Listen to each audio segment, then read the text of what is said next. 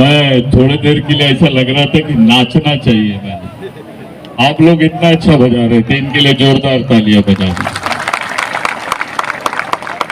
भाई को ये जो दिन है इस जमीन पर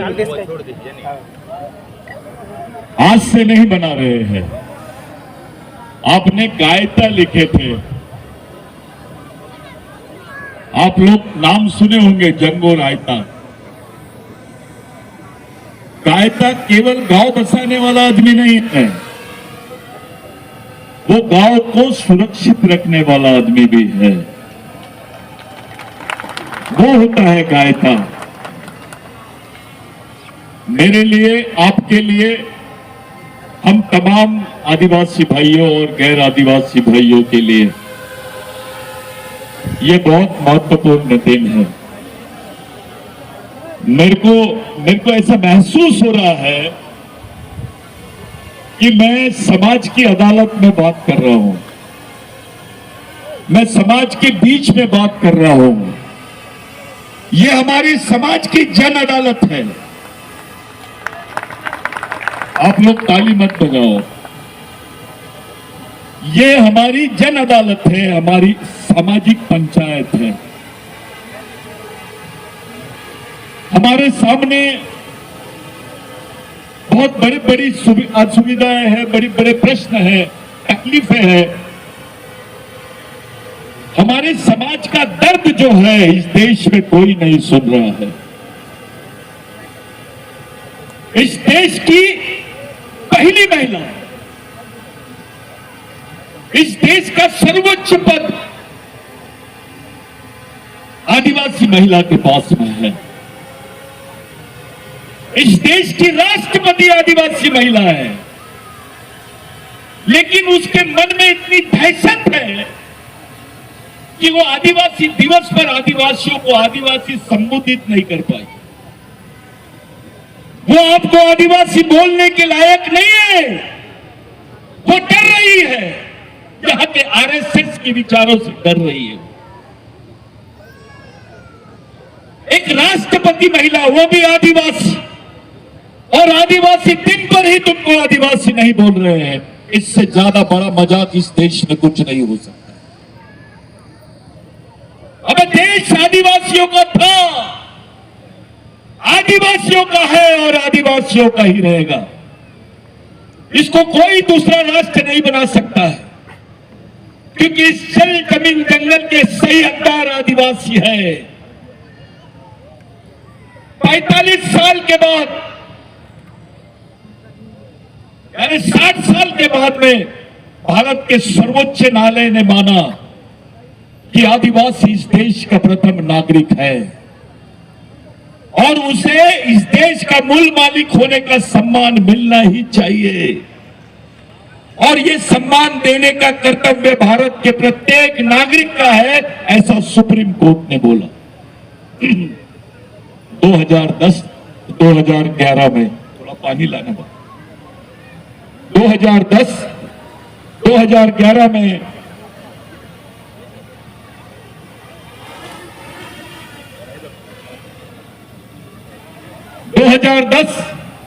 2011 में सुप्रीम कोर्ट ने माना कि आदिवासी देश का पहला मालिक है। इस देश की विडंबना देखो। हाई कोर्ट ने बोला कि भगवान राम यहां पैदा हुए तो सब लोगों ने मान ली। देश में भगवान राम का मंदिर बन गया। खुशी हुई कि भैया हाई कोर्ट ने बोला, सुप्रीम कोर्ट ने बोला और देश में भगवान राम का मंदिर मान लिए और बन भी गया। अबे लेकिन सुप्रीम कोर्ट ने बोला है कि आदिवासियों को यह मान्यता मिलनी चाहिए। बावजूद इसके इस देश के माध्यम से संयुक्त राष्ट्र संघ में यह बयान जाता है कि भारत में आदिवासी नहीं रहते हैं। ये बोलने वाले कौन है आपको पहचानना पड़ेगा। ये बात आपको जानना ही पड़ेगी कि संयुक्त राष्ट्र संघ में बयान जाता है कि आदिवासी भारत में नहीं रहते हैं। इसका दूसरा मतलब यह है कि आदिवासी भारत के नागरिक नहीं है। ये मजाक है आदिवासियों के साथ में। ये कौन लोग हैं ये जो बोल रहे हैं कि भारत में आदिवासी नहीं है? इनका संविधान पे भरोसा नहीं है, इनका सर्वोच्च न्यायालय पे भरोसा नहीं है। आपके समाज के गांडू नेता, आदिवासी समाज के नपुंसक नेता जो खामोशी से इस बात को बर्दाश्त कर रहे हैं, क्योंकि उनको ये मालूम नहीं कि उनके भी बाल बच्चों का सवाल है। It is a question of identity, it's a question of existence, it is a question of land rights और the land, forest and water. जल जमीन जंगल पर अधिकार का मसला है। 5वीं अनुसूची को मजाक बना दिया इन्होंने। 5वीं अनुसूची के क्षेत्र में आदिवासियों का जितना शोषण हो रहा है उतना 5वीं अनुसूची के बाहर के क्षेत्रों में नहीं हो रहा। जितना 5वीं अनुसूची का क्षेत्र है वो क्षेत्र बहुत ज्यादा हॉट हो गया। वहां उत्खनन चालू है, वहां पर अलग अलग प्रकल्प चालू है और आदिवासी देख रहा है अपने शोषण को, अपनी जमीन, अपने पूर्वजों की जमीनों को अपने हाथ से छीनते हुए देख रहा है आदिवासी। कॉमन आदमी, सामान्य आदिवासी आदमी बेचारा चुपचाप देख रहा है, क्योंकि वो समझ नहीं पा रहा है कि क्या किया जाए, कैसे लड़ा जाए। अगर वो ये मांग भी करता है तो उसको गैर संवैधानिक बोलते हैं, उसको संविधान विरोधी बोलते हैं, देश विरोधी बोलते हैं। ये कैसी बात है भाई? कोई अपने अधिकारों के बारे में, अपने हक के बारे में नहीं बात करना चाहिए? ऐसा तुम तय करने वाले होते कौन है? ये देश के संविधान का अनादर है। ये खुला ऐलान है कि हम संविधान को नहीं मानेंगे। जब बात भगवान राम की आती है तो संविधान का उल्लेख होता है, कोर्ट का उल्लेख होता है, और जब इस देश के आदिवासियों की बात आती है तो उस पर कोई कोर्ट की बात नहीं करता। साथियों, मैं खुले मन से बात कर रहा हूं ये कि इस देश में भगवान पैदा नहीं हुआ था तब से आदिवासी रहते हैं। इस देश में भगवान से पहले रहने वाले आदमी का नाम है आदिवासी। ये एंथ्रोपोलॉजिकली प्रूव है, ये मानव शास्त्रीय तरीके से प्रूव है, ये सिद्ध हो गया है और सब जानते हैं कि इस देश का ओरिजिनल मालिक कौन है। अब सवाल इस बात का है कि आप लोगों के बीच में, समाज में हर 2 घर के बाद में एक सफेद कपड़े वाला नेता मिलता है। इस समाज में नेतागिरी का भूत छाया हुआ है। हर आदमी अपने आप को नेता समझ रहा है। अरे भाइयों, एक नेता बनाओगे तो 5 साल काम देगा, लेकिन एक कैडर, एक सामाजिक कार्यकर्ता बनाओगे तो पूरी जिंदगी भर समाज के लिए काम करेगा। इस मिशन में, इस मिशनरी काम के लिए आपको तैयार होना है। आपको किसी पार्टी के भरोसे अपनी सामाजिक अधिकारों की लड़ाई नहीं लड़नी है। आपको दूसरों के भरोसे अपने सामाजिक अधिकारों की लड़ाई नहीं लड़नी है। आपको अपने पूर्वज, जिनके विचारों ने इस देश को खड़ा किया है, गुंडाधुर हो, तिरका मांझी हो, टंटा भील हो, राघोजी भांगरे हो, बाबूराव शर्मा के हो, या क्रांति सूर्य महामानव भगवान बिरसा मुंडा हो, ये लोगों के विचारों से हमारा समाज चलेगा। नेताओं के विचारों से समाज बच नहीं सकता है। अगर समाज बचेगा तो समाज के शहीदों के विचारों से ही बच सकता है। हमारे लोग समझ नहीं पा रहे कि कैसे लड़ा जाए। आदिवासियों को समझने का मौका नहीं दिया जा रहा है। आदिवासी बच्चा कंफ्यूज है, उसको आरक्षण नहीं समझ में आ रहा है, उसको स्वरक्षण समझ में नहीं आ रहा है, उसको अपने 5वीं 6वीं अनुसूची के अधिकार समझ में नहीं आ रहे। इस देश में एक अलग चित्र दिखाई दे रहा है साथियों। जब एक कविता पढ़ी गई उसमें बताया गया कि भैया सबकी चिंता है, आदिवासी की चिंता नहीं है। जंगल बचाओ, पर्यावरण बचाओ, ये वो लोग समझा रहे हैं जिनका कोई लेना देना नहीं है जंगल से। ये रामदेव बाबा समझाएगा कि आदिवासी को, तो आदिवासी के पास से 30 रुपए में 5 किलो ये लेते हैं, आंवला लेते हैं और उसको मार्केट में 300 रुपए का बेचते हैं।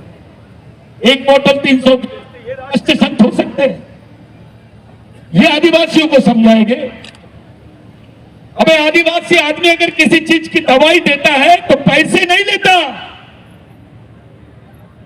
वो फ्री में दे देता है और बोलता है बेटा पैसे लूंगा तो तेरे को ये दवाई नहीं लगेगी। ये आदिवासी का कल्चर है। और ये हमारा ही आंवला हम इनको 300 रुपए में बेचते हैं। 3 रुपए का आंवला उसका जूस बना के मार्केट में बेचते हैं।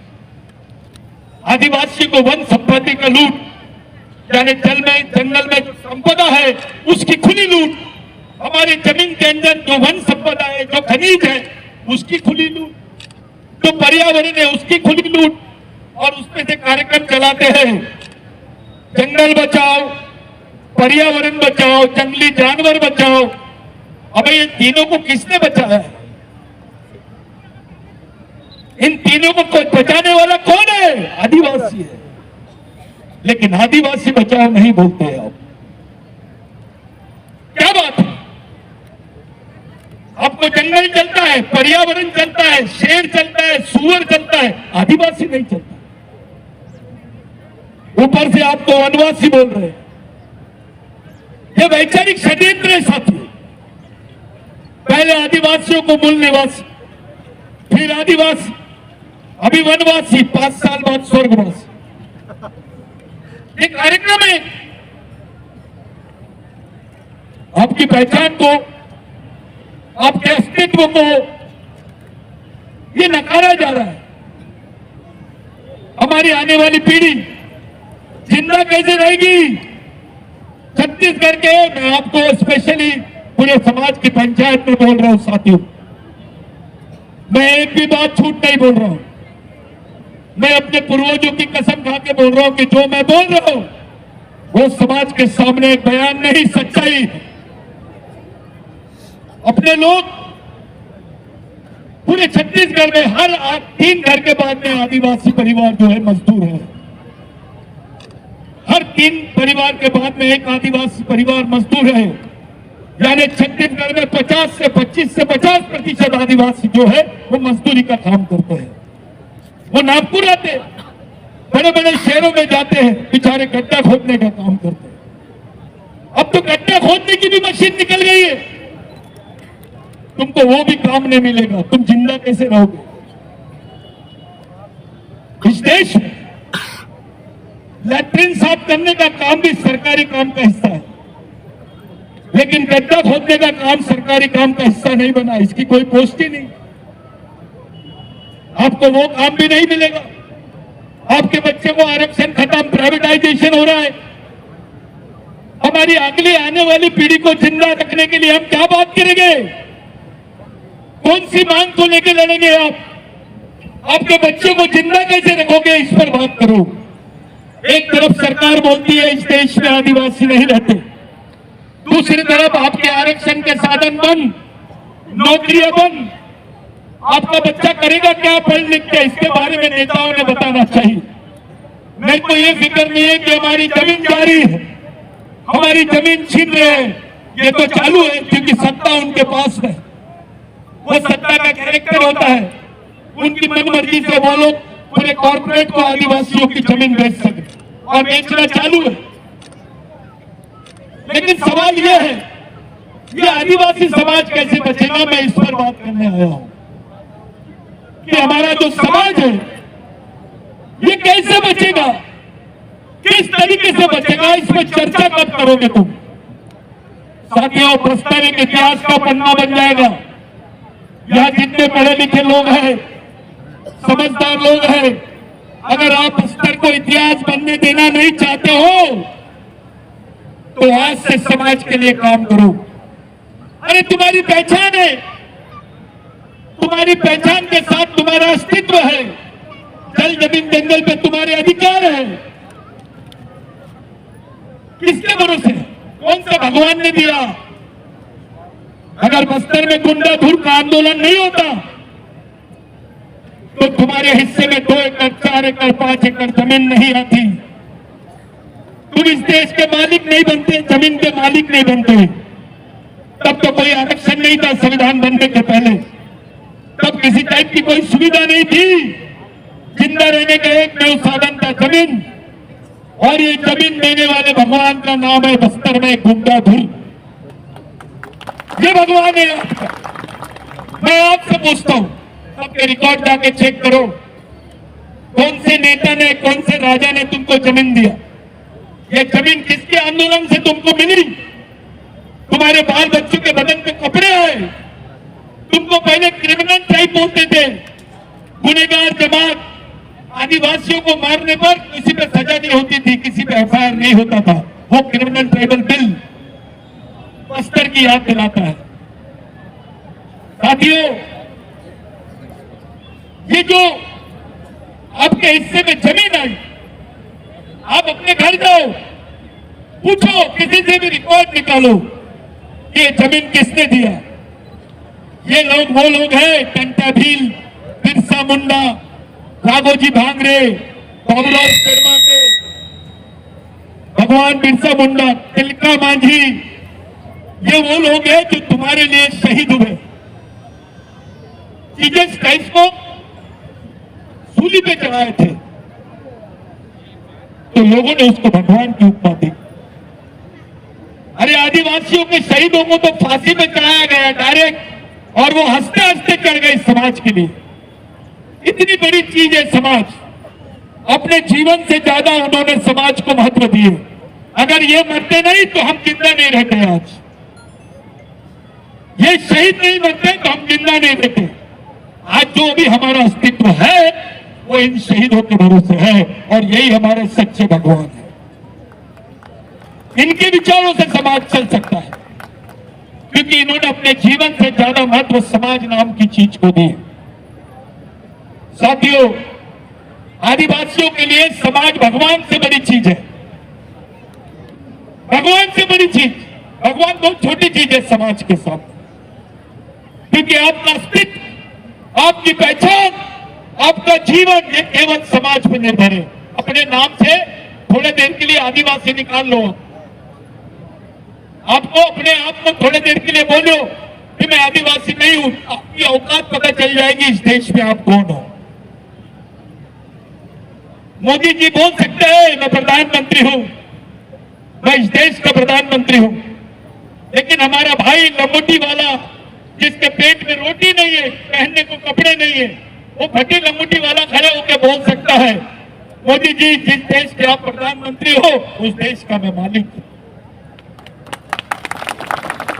इस देश ब्राह्मण होना बड़ी बात नहीं, इस देश में क्रिश्चियन होना बड़ी बात नहीं है, हिंदू होना बड़ी बात नहीं है, मुस्लिम होना बड़ी बात नहीं है, बड़ी बात है आदिवासी होना। जैसे ही तुम अपने आप को आदिवासी बोलते हो उस वक्त तुम इस देश के मालिक बन जाते हो। आपको तय करना है कि आप इस देश के मालिक हो या नागरिक हो। जब के बोलो, जब एक नारा दिए थे, सरकार देश की चालक है, आदिवासी देश का मालक है। मेरे साथ बोलेंगे सब लोग, सरकार देश की चालक है, सरकार देश की चालक है। मैं बोलूंगा बच्चे बच्चे को सिखाना है, आपको बोलना है आदिवासी को बचाना है। बच्चे बच्चे को सिखाना है, बच्चे बच्चे को सिखाना है, आदिवासी को बचाना है। साथियों, इस समाज का अस्तित्व दिन ब दिन खत्म हो रहा है।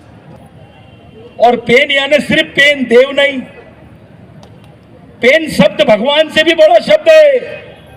मैंने पहले ही बोला, भगवान पैदा नहीं हुए थे तब से आदिवासी रहता है। और ये जो पेन शब्द है ये देव का समानार्थी शब्द नहीं है, पूरे विश्व के लोगों को हम लोगों ने ऑक्सफोर्ड यूनिवर्सिटी में इसको थीसिस के रूप में भेजे है कि पेन नाम की संकल्पना भगवान से भी परे है, ऊपर है। अब लोग सोचने लग गए हैं कि भगवान से बड़ा कौन है। यह चर्चा का विषय बन गया है। पेन जो शब्द है यह भगवान शब्द नहीं है, यह उससे बड़ा शब्द है। इसलिए जो फड़ा पेन बोलते हैं वो बड़ी पेन है, बड़ी पेन, देव नहीं। आपको जो मिला है, जो कुछ आदिवासियों में है, वो है सबसे पहले संस्कृति, दूसरा उसकी पहचान और तीसरा उसके अधिकार। आपके पारंपरिक अधिकार इस देश में है, आपकी अलग पहचान इस देश में है। दुनिया के जितने भी धर्म है उसके निर्माता पुरुष है, लेकिन आदिवासी संस्कृति की निर्माता महिला है। इसलिए फड़ा पेन लिखे है। चाहे इस्लाम ले लो, हिंदू धर्म ले लो, क्रिश्चियन धर्म ले लो या सिख धर्म ले लो, इसके निर्माता पुरुष है, लेकिन आदिवासी संस्कृति की निर्माता महिला है। इस देश में आज आप जिसको नया बोलते ना, नवा, आपने बोला नवा, मोहनजोदड़ो हड़प्पा में इसको नाइला बोलते। क्या बोलते? पतींतुलम नाइला। मोंडीते नाइला का मतलब पतियांता। नाइला का मतलब क्या होता है? नाइला यानी उत्पादन करने वाली, उत्पादन करने वाली। कोयातुड़ यानी कृषि पूर्व समाज। जब कृषि नहीं थी तब भी आदिवासियों का अस्तित्व था, उसको कोया बोलते हैं। जो कोयतुर है, कोय है, उसका उल्लेख आज भी आपको ऋग्वेद में मिलेगा, यजुर्वेद में मिलेगा। इसका उल्लेख वेदों में भी आया है। पहले हमको असुर बोलते थे। 1700 साल पहले गोंड नाम का शब्द आया। तुम्हारा प्रधान नाम का, भील नाम का, हलवा नाम का, और जितने आदिवासी है, ये 1700 साल हुए जब हम पे आक्रमण हुआ तब से। लेकिन उसके पहले हमको असुर बोलते थे, दस्यु बोलते थे, भूत बोलते थे, पिशाच बोलते थे। मैं बार बार समझाता हूं कि ये गांडोगिरी वाली विचारधारा बंद करो। अपने आप को गोंड का नेता, अपने आप को मुरिया का नेता, अपने आप को हल्बी का नेता, अपने आप को मुंडा का नेता। अबे क्या लगाए? सिर्फ इससे तुम लीडर बन सकते हो, समाज को कुछ नहीं मिल सकता है। यह वैचारिक गांडोगिरी है। आंदोलन तुमको समाज को एक लाने के लिए करना पड़ेगा। यह सिद्ध हो चुका है कि जितने आदिवासी है भारत के, उनका डीएनए, जम के बोलो, उनकी संस्कृति, तो समाज भी, आंदोलन भी और विचारधारा भी। तो फिर कहां से नई नई दुकान खोल रहे हो? कोई आता है भाऊ मैं राष्ट्रीय अध्यक्ष हूं, कोई आता है मैं सचिव हूं, महासचिव हूं। अबे मैं अंतरराष्ट्रीय अध्यक्ष बनाता तेरे को, यहां पर आ और तेरा भेजा बता कि तू इस समाज को बचा पाएगा कि नहीं पाएगा। ये खेल गम्मत नहीं है, ये पॉलिटिक्स नहीं है। ये आने वाली पीढ़ी जिंदा कैसे रहेंगी, इस पे बात करने की सवाल है। ये मजबूत सवाल है। मैं झूठ पर बात नहीं करना चाहता हूं।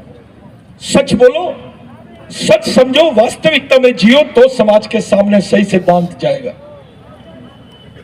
बात साथियों, आज की जरूरत है हम एक विचारों पे अपना सामाजिक मिशन पूरे देश में खड़ा करें। पूरे देश में हमारा एक वैचारिक मिशन होना चाहिए, यहां तक कि हमारा अंतरराष्ट्रीय स्तर का भी सामाजिक मिशन होना चाहिए। मैं तुम लोगों को बोलता हूं, पाकिस्तान भारत का हिस्सा था कि नहीं? नेपाल भारत का हिस्सा था कि नहीं? बांग्लादेश भारत का हिस्सा था कि नहीं? नागालैंड भारत का हिस्सा था कि नहीं? अभी भी है। मैं ये पूछता हूं, पाकिस्तान में आदिवासी मिल रहा है, नेपाल में आदिवासी मिल रहा है, श्रीलंका में आदिवासी मिल रहा है, बांग्लादेश में आदिवासी मिल रहा है, भारत में क्यों नहीं मिल रहा? ये षड्यंत्र है, इसको समझो। ये मोहनजोदारो की जो लिपियां मिली है ये संस्कृत में नहीं पढ़ी जा सकती। इस देश में संस्कृत को सम्मान दे दिया गया, हमको कोई तकलीफ नहीं है, उसको प्रथम भाषा का दर्जा मिला। तुम्हारा क्या है?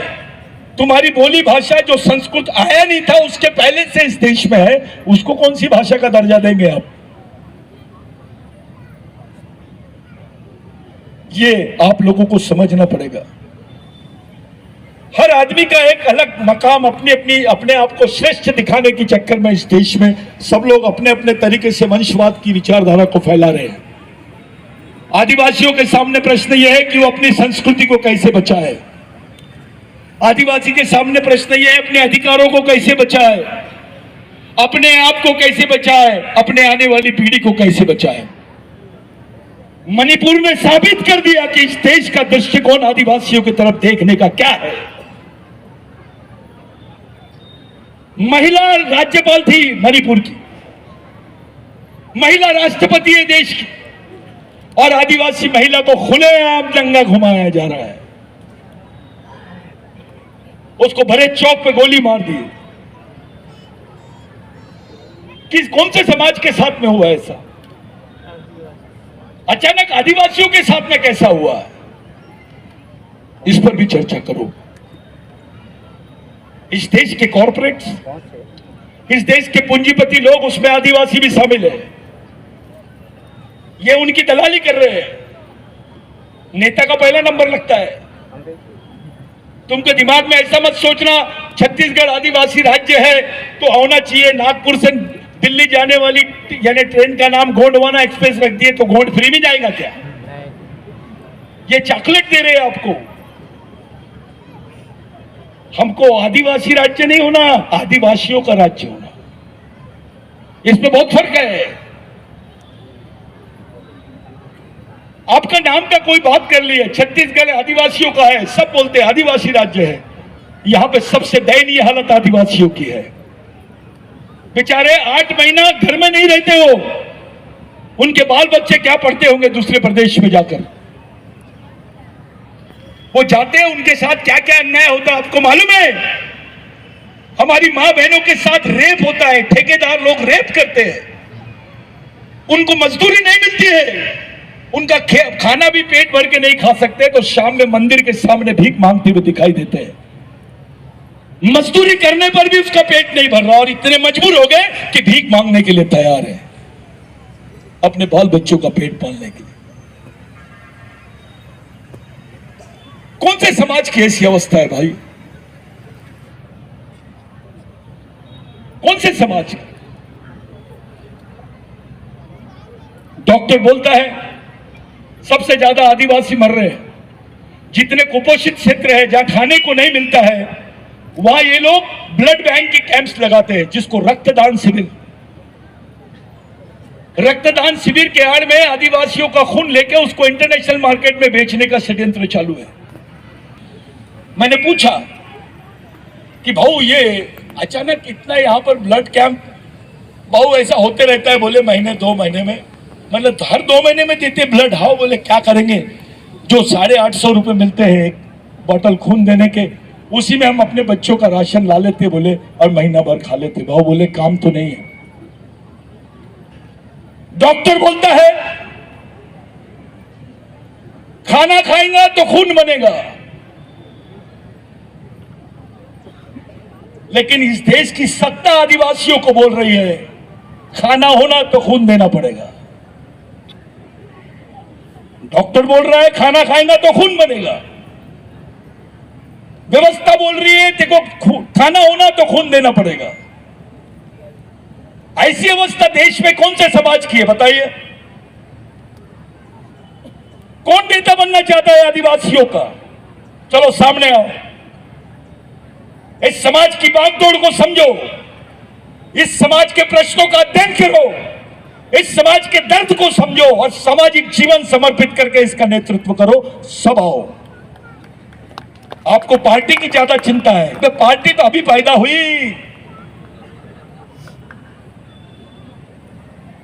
तेरे पार्टी में तेरी इज्जत इसलिए है क्योंकि तू आदिवासी है। तेरे ऑफिस में तेरे को नौकरी इसलिए है क्योंकि तू आदिवासी है। तू डॉक्टर इसलिए बना क्योंकि तू आदिवासी है। तू इंजीनियर इसलिए बना क्योंकि तू आदिवासी है। टीचर इसलिए बना क्योंकि तू आदिवासी है। अगर आरक्षण नहीं रहता तो तेरी औकात क्या है? जिस समाज ने सब कुछ दिया तेरे को, उसको क्या टाइम दे रहे हैं आप? ऐसे नाचने गाने हम गाते हैं, चलो अच्छी बात है, उसमें मेरे को 10,000 लोग दिखते हैं। शादी के कार्यक्रम में 10,000 और मैयत में साले 200 लोग दिखते हैं। ये अवस्था हो गई समाज की। मेरे को किसी ने सुबह बोला, भाऊ आदिवासी दिन के प्रोग्राम में आपको आना है। बिल्कुल आऊंगा, लेकिन आदिवासी दिवस में नाचते गाजते हुए हमारे 1 लाख लोग दिखाई देते हैं, लेकिन जब किसी वास्तविक बुनियादी मुद्दे पर आंदोलन होता है, अपने 200 लोग सड़क पे नहीं दिखते। आश्रम स्कूल में बच्चों की क्या हाल है देखो। अरे एक किताब नहीं है आदिवासियों पर आज, बस्तर की संस्कृति पर। बस्तर की एंथ्रोपोलॉजी रिपोर्ट कहां है? मेरे को बताइए, पढ़े लिखे लोग हैं, आप बताओ कौन से लाइब्रेरी में? मैं जाना चाहता हूं। क्या बताओगे अपने बच्चों को? एक मुस्लिम भाई अपने बच्चे के हाथ में कुरान शरीफ देता है और बोलता है, बेटा तेरे जीने मरने का रास्ता है। एक क्रिश्चियन भाई अपने बच्चे के हाथ में बाइबल देता है और बोलता है, ये तेरे जीने मरने का रास्ता है बेटा। एक हिंदू भाई अपने बच्चे के हाथ में रामायण महाभारत पुराण देता है और वो बोलता है, ये तेरे जीने का रास्ता है। एक सिख भाई अपने बच्चे के हाथ में गुरु ग्रंथ साहब देता है, वो बताता है। एक बौद्ध भाई डॉक्टर बाबा साहब अंबेडकर का लिखा हुआ ग्रंथ बुद्धा एंड हिज धम्मा, वो उसके हाथ में देता और बोलता है कि तेरा ये जीने मरने का रास्ता, इसको लेके चल। ये पूरे समाज जो है, जितने भी धर्म के लोग हैं, इनका अपना काम है। इनके स्कूल चलते हैं, इनके मिशन है। लड़कियां नन बन जाती है, भिक्खू बन जाते हैं, उनके सेंटर है। अरे आप तो इनसे पहले के लोग हैं। आपके बच्चे ने आपसे पूछा कि मैं कौन हूं इस देश में, मेरा इतिहास क्या है, मैं कौन सी किताब पढ़ूं? आप कौन सी किताब उसके हाथ में दोगे? बताइए, है कुछ देने के लिए है आपके बच्चों के पास? कुछ नहीं है। यानी हमारा समाज आज अपंग हो गया है, वैचारिक रूप से अनाथ हो गया है। और एक नई फसल आ रही है गांडूगिरी की, कि मैं ये समाज का नेता, मैं वो समाज का नेता। मैं दुश्मन तो बांटना ही चाहता है तेरे को। बटेगा तो लड़ेगा कैसे? और लड़ेगा नहीं तो बचेगा कैसे?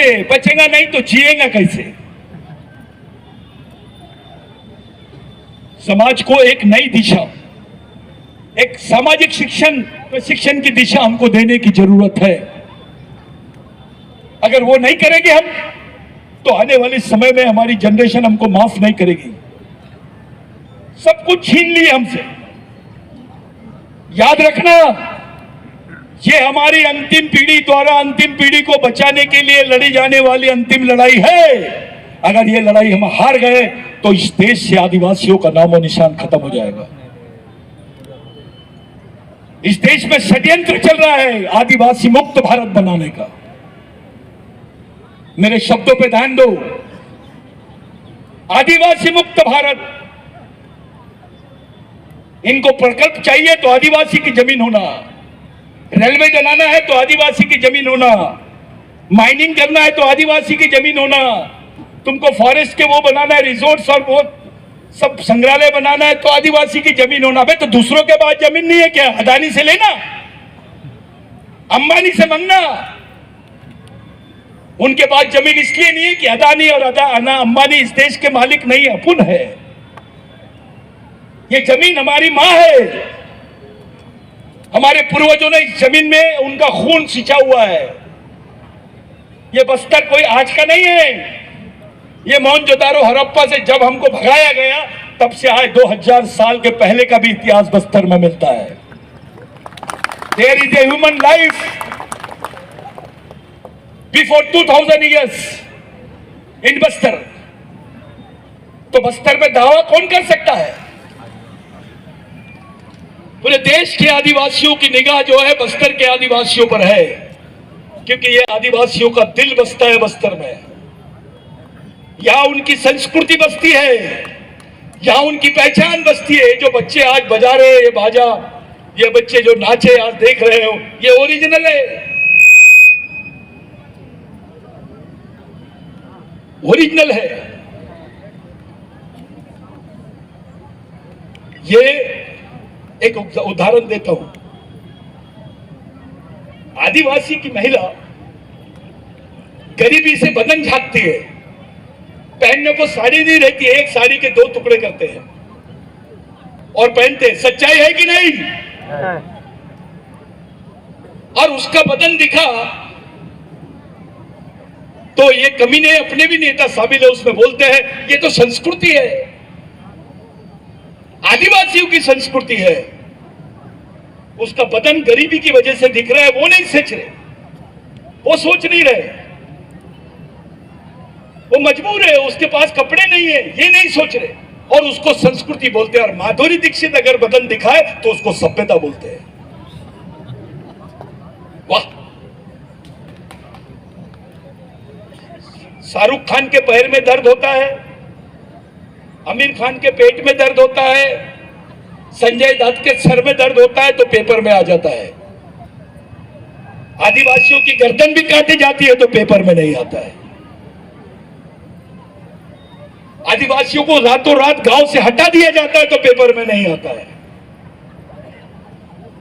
यह वास्तविकता है साथियों। मैं यहां बोल रहा हूं, कुछ लोगों ने मेरे को बोले सतीश भाऊ आप जा रहे हो, खुले बोलोगे, सब लोग देखेंगे। मैंने बोला मैं मरने को नहीं डरता। मैं मेरे समाज से बात कर रहा हूं, मेरी समाज की पंचायत में बात कर रहा हूं, मेरे भगवान लोगों के सामने बात कर रहा हूं, मेरे आने वाली पीढ़ी के सामने बात कर रहा हूं।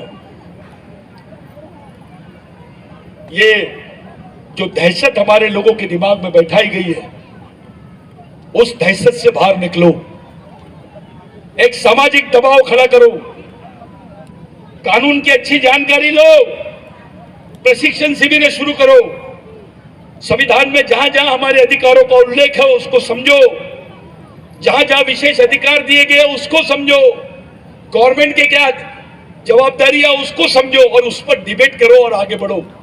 एक सोशल एडवोकेसी करनी पड़ेगी, एक सामाजिक वकालत करनी पड़ेगी अपने समाज के लिए। साथियों, यह मिशन जो है बिरसा ब्रिगेड का, यह पूरे देश में चल रहा है।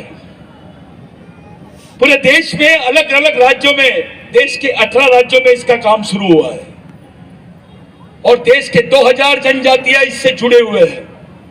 और मैं इसका समर्थक नहीं हूं कि मैं गोंड के बारे में बात करूं, प्रधान के बारे में बात करूं, हलवा के बारे में बात करूं, नहीं। समाज यानी पूरा समाज। ये तय करो कि सब एक झंडे के नीचे कैसे आएंगे, ये करो, एक तय करो कि ये कैसे एक विचारों में बन जाएंगे, ये तय करो कि हमारा राष्ट्रीय आंदोलन कैसा होगा, हमारी आने वाली जनरेशन कैसी होगी।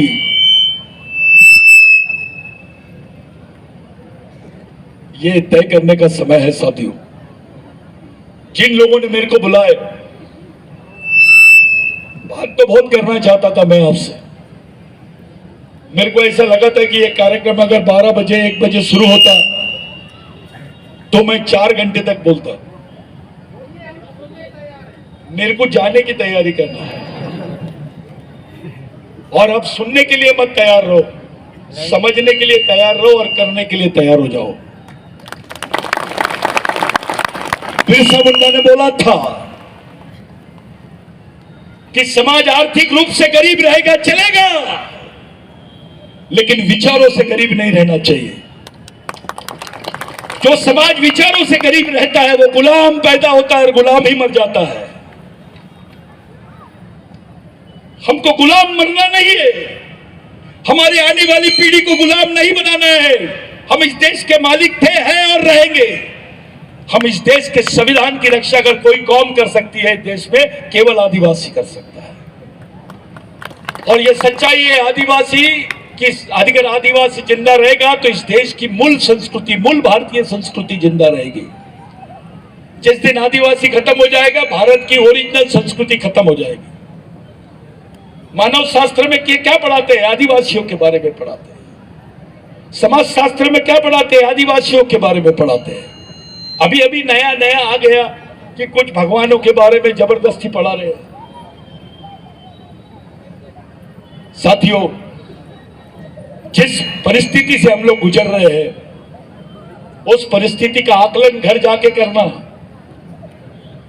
मैं आपको बता के जा रहा हूं, 3 साल बाद में बस्तर में आदिवासी समाज का अस्तित्व खत्म हो जाएगा। बस्तर रहेगा लेकिन आदिवासी खत्म हो जाएगा। मेरे इशारों को समझो, घर घर शुरू करो, समाज जोड़ो अभियान चलाओ, आदिवासी अधिकार अभियान चलाओ, एक एक घर को जोड़ो। वो कोई भी पार्टी में रहे, वे पार्टी तो अभी आई, पार्टी बड़ी की समाज, समाज बड़ी, चमके, पार्टी बड़ी की समाज, समाज बड़ी, नेता बड़ा की समाज। ये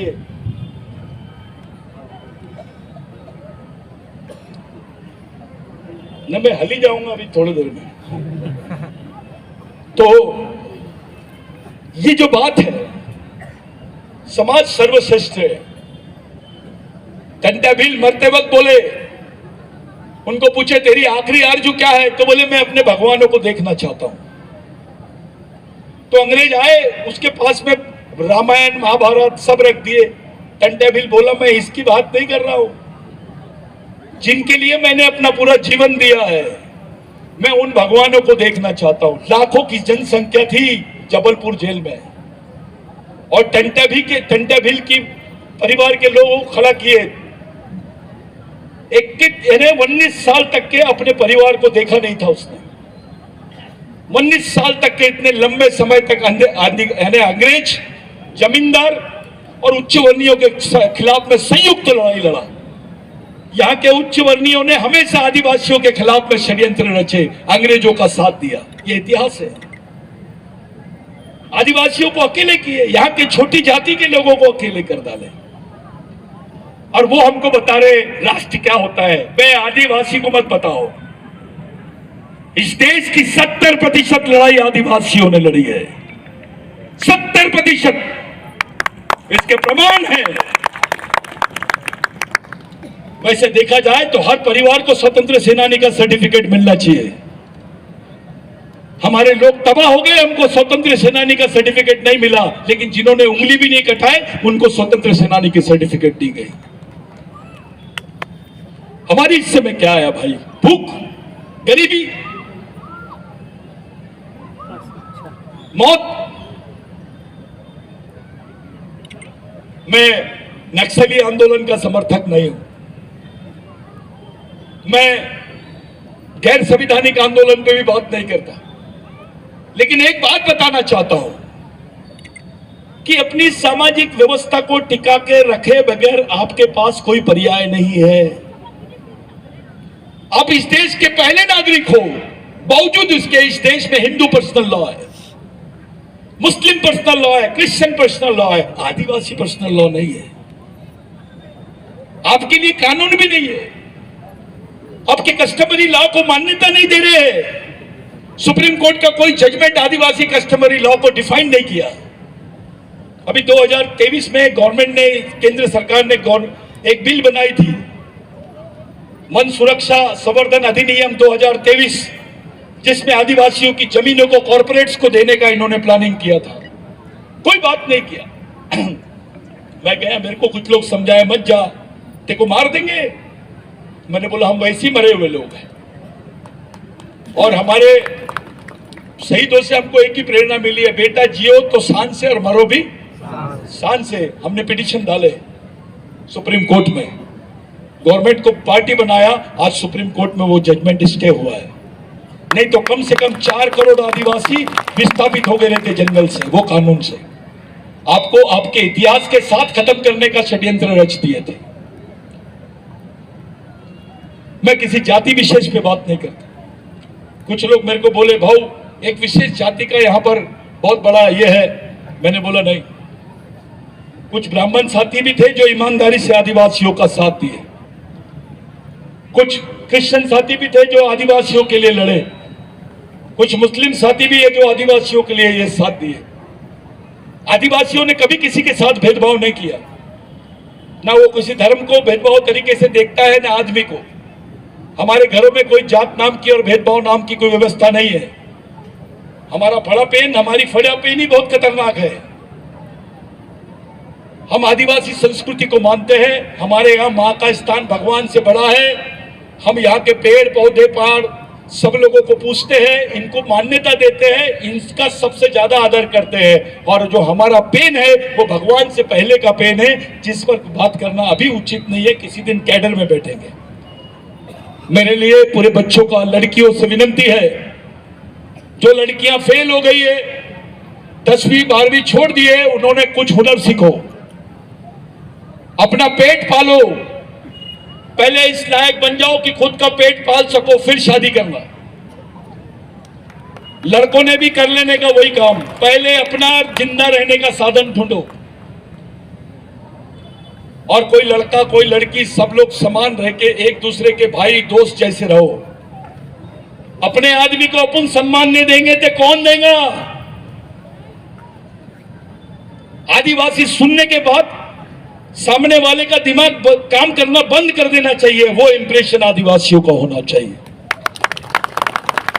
आप लोग इतने देर से बैठे हैं, मेरा तो काम ही है बोलना। मैं इसी काम के लिए आपके बीच में आया साथियों। मेरा उद्देश्य आपको आपके सामाजिक जीवन की तरफ ले जाना था। बिरसा मुंडा ने क्या किया था? कृष्ण धर्म लिया, उसको भी छोड़ा। वैष्णवी धर्म लिया यानी हिंदू धर्म लिया, उसको भी छोड़ा। और आखिरी में बोला, गुलामों का कोई धर्म नहीं होता, गुलामों का एक ही धर्म होता है, संघर्ष संघर्ष और संघर्ष। ये बिरसा मुंडा ने जब उसको मार रहे थे, उसकी 2 स्टोरी है बिरसा मुंडा की मौत की।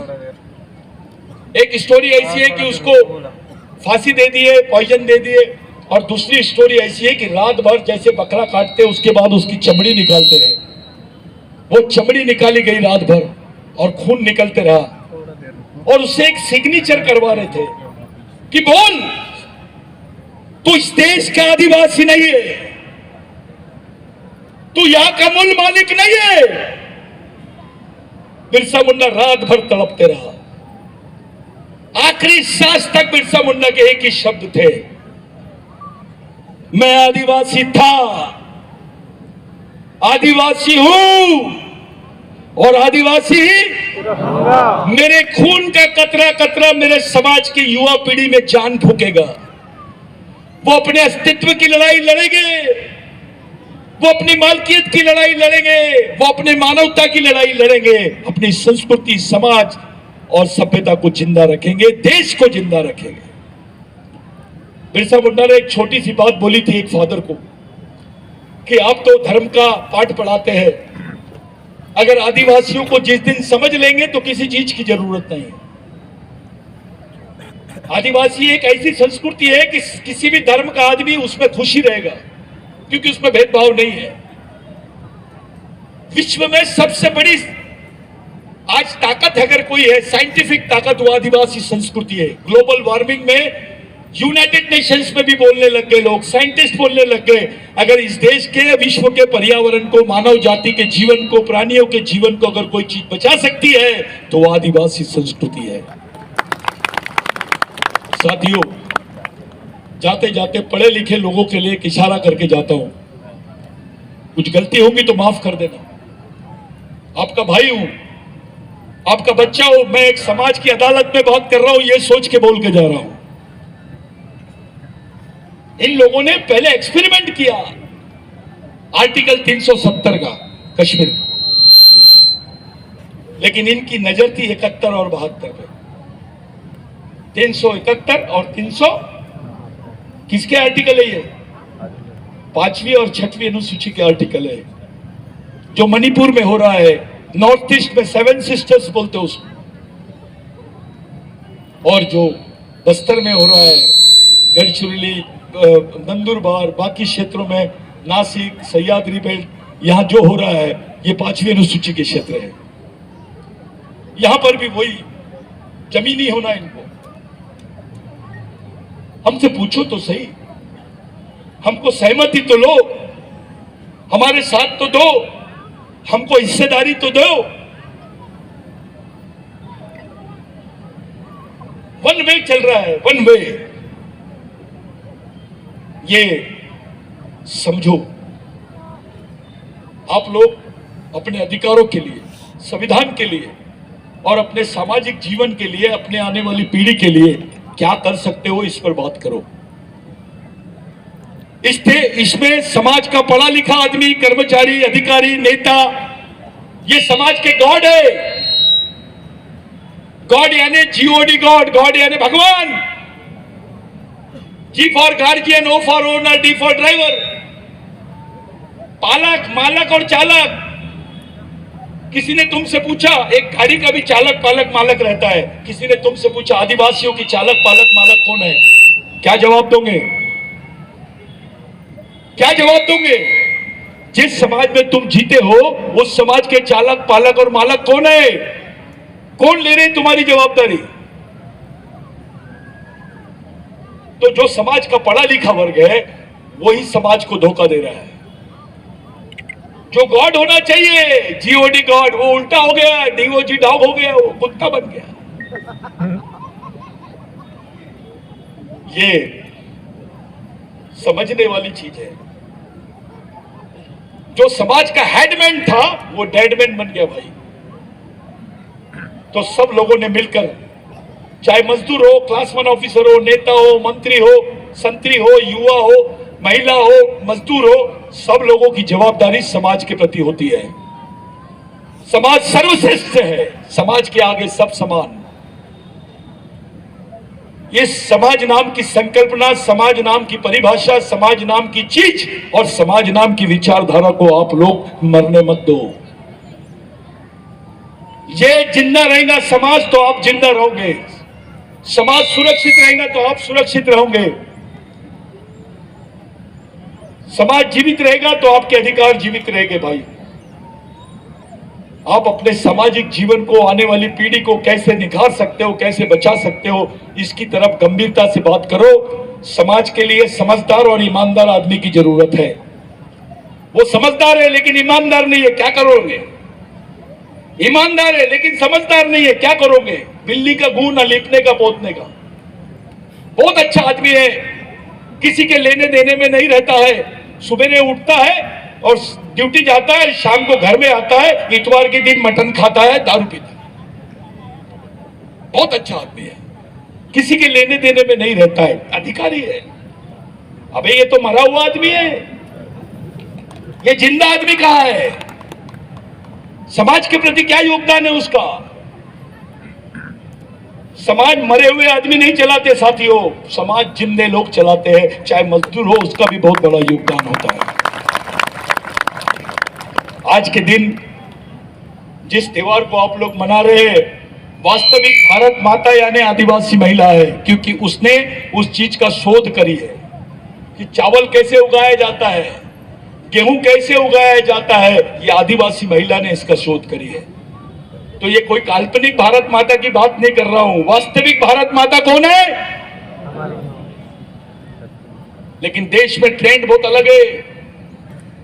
बिरसा मुंडा का एक केस सुनाता हूं मैं आपको, प्रचार चलता है अभी भी, गाय हमारी माता है। बिरसा मुंडा ने पूछा था, भैंस का दूध किधर जाता है? अबे गाय मां है तो भैंस बड़ी मां है, क्योंकि ज्यादा दूध देती है। क्योंकि वो काली है उसको मां नहीं बोलते आप, और भैंस, वो गाय गोरी है तो उसको मां बोलते हो। वे मां तो मां होती है, चाहे वो काली रहे या गोरी रहे। आदिवासियों में अब भी भैंस का स्थान माता जैसा है, इसके प्रमाण है। आदिवासी संस्कृति बहुत ऊंची है साथियों। कुछ लोग हंसते हैं, आदिवासी लोग महुए की झाड़ की, बहुत परेशान, महुए के झाड़ की पूजा करते हैं। कुछ षड्यंत्र चल रहा है क्या? नहीं ना, ठीक है, अपना ही आदमी होगा। तो महुए की झाड़ की पूजा करते हैं बोले आदिवासी लोग, इसलिए करते हैं बोले क्योंकि महुए की दारू पीते हैं। आदिवासी लोग मव्वे के दारू पीते हैं करके मव्वे के झाड़ की पूजा करते हैं। दादा, ऐसा बोलने वाले वो षड्यंत्रकारी हो सकते हैं, वो साइंटिफिक और जाओ, अब ठीक है, हाँ ठीक है, वो षड्यंत्रकारी हो सकते हैं साथियों। आदिवासी मव्वे के झाड़ की पूजा इसलिए करता है, जब चावल नहीं हुआ था, गेहूं नहीं हुआ था, ज्वार नहीं होती थी, तो मव्वे को गोंडी में इरुक बोलते हैं। इसकी रोटी बना के हम लोग खाते थे। ये हमारा पालन और पोषण किया करके आदिवासी आज भी उसको पूछता है, अपना पेन उस पे रखते हैं। हमारी संस्कृति बहुत अलग है। दुनिया के सभी धर्मों के लोग सुअर को अछूत जानवर मानते हैं। गोंडी में पद्दी बोलते हैं उसको, सुअर को अछूत जानवर मानते हैं, गोंडी में पद्दी बोलते हैं उसको साथियों।